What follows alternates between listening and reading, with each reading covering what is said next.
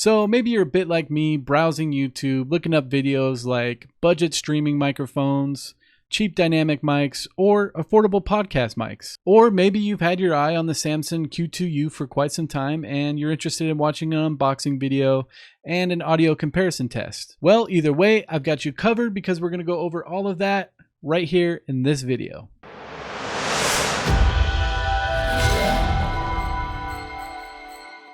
What is cracking, everybody? My name is Matt Kraken, and as I said, we're going to be taking a look at this Samson Q2U Dynamic microphone that I got right here.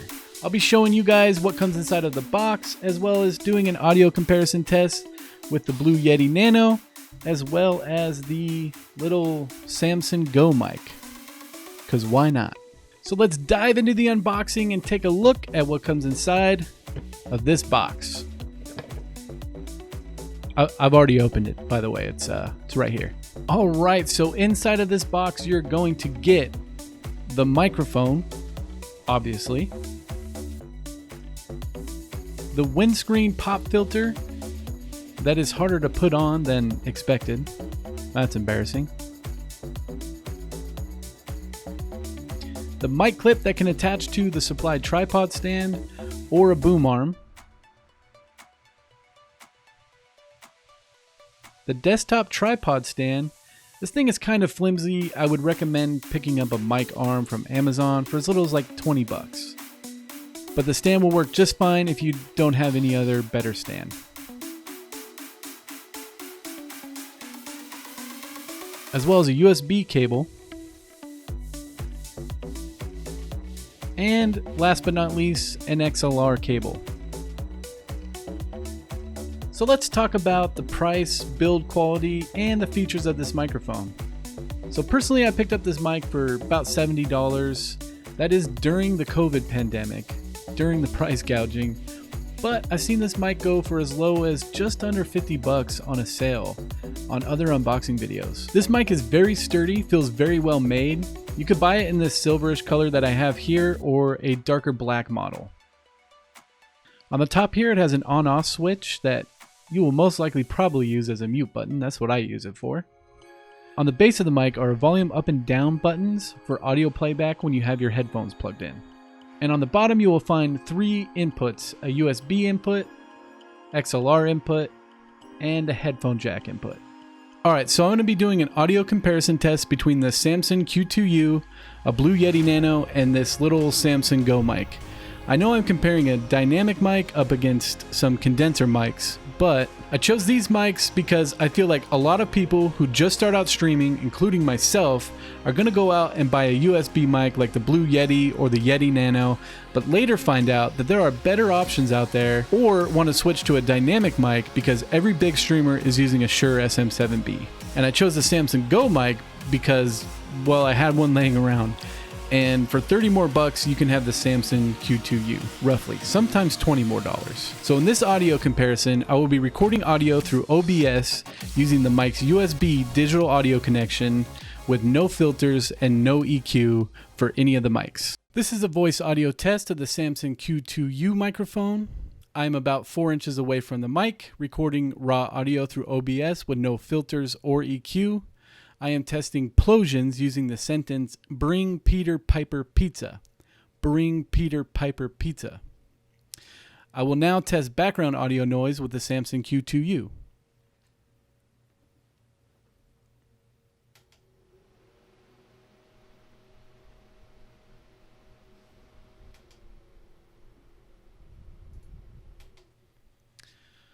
I will now type on my mechanical keyboard to test how the mic picks up background noise.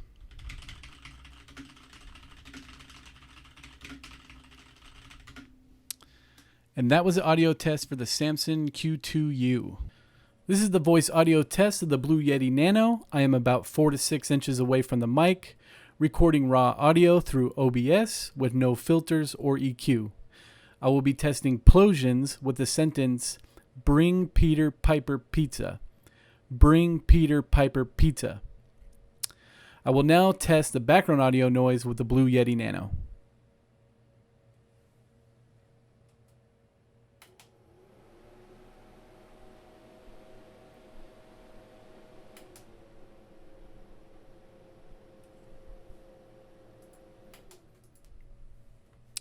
I will now type on my mechanical keyboard to test how the mic picks up background noise.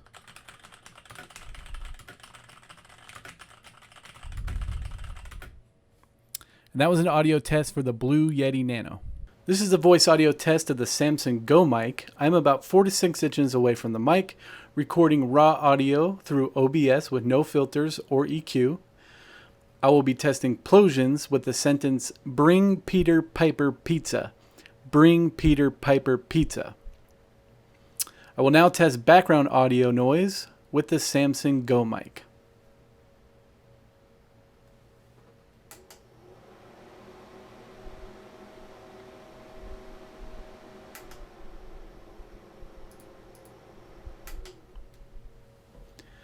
I will now type on my mechanical keyboard to test how the mic picks up background noise.